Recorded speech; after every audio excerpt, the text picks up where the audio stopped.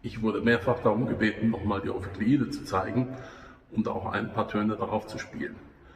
Grundsätzlich ist es so, die Ophikleide klingt viel, viel schlanker als eine F-Tuba, ist normalerweise ein Klappeninstrument und hier in meiner Version gibt es sie eben auch mit Ventilen, so wie eine F-Tuba auch in F gestimmt.